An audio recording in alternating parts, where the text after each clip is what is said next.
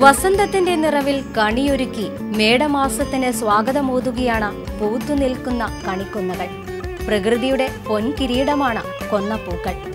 ഐശ്വര്യത്തിന്റെ പ്രതീകമായും കൊന്നപ്പൂവിനെ കണക്കാക്കുന്നുണ്ട്.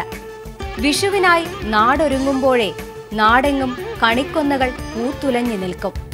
സവർണമായ സങ്കല്പങ്ങൾക്ക് ചാരുത പകരുന്ന ഈ കൊന്നപ്പൂക്കൾ പ്രകൃതിയുടെ വിഷു കൈനീട്ടമാണ്. വേനലിൽ സ്വർണത്തിന്റെ നിധിശേഖരം തരുന്ന വൃക്ഷം എന്നാണ് കൊന്നകളെപ്പറ്റി പുരാണങ്ങളിൽ പറയുന്നത്.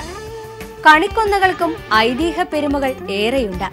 എല്ലാം ഭഗവാൻ ശ്രീകൃഷ്ണനുമായി ബന്ധപ്പെട്ടുള്ളതാണ്. ശ്രീകൃഷ്ണനെ പൂജിച്ചിരുന്ന ദരിദ്ര ബ്രാഹ്മണ ബാലനെ ഭഗവാൻ തന്റെ അരഞ്ഞാണം ദാനമായി നൽകി. അതുമായി വീട്ടിലെത്തിയ ബാലനെ മോഷ്ടാവായി ചിത്രീകരിച്ച് മാതാപിതാക്കൾ അരഞ്ഞാണം പുറത്തേക്ക് വലിച്ചെറിഞ്ഞു. തറയിൽ വീണ് കൊന്നയായി വളർന്ന് സ്വർണവർണ്ണ പുഷ്പങ്ങളായെന്നാണ് കഥ. മറ്റൊരു കഥയിൽ ഭഗവാന്റെ മാലയാണ് കൊന്നപ്പൂവായതെന്നും പറയുന്നു. മഞ്ഞപ്പൂക്കളുമായി പ്രകൃതി അണിഞ്ഞൊരുങ്ങി നിൽക്കുന്ന കാഴ്ച വിഷു ആഘോഷങ്ങൾക്ക് സ്വർണ ചാരുത പകരുന്നു. സുഖം പകരുന്ന കാഴ്ചകൾക്കൊപ്പം വിത്തും കൈക്കോട്ടും പാടുന്ന വിഷു പക്ഷിയുടെ കിളിക്കൊഞ്ചൽ. വയലുകൾക്ക് മഞ്ഞരാശി പടർന്നിരിക്കുന്നു. കൊന്നപ്പൊന്നണിഞ്ഞ പുതുപ്പെണ്ണിനെ പോലെ പ്രകൃതി പൊൻകണിയൊരുക്കി പൂത്തു നിൽക്കുന്നു.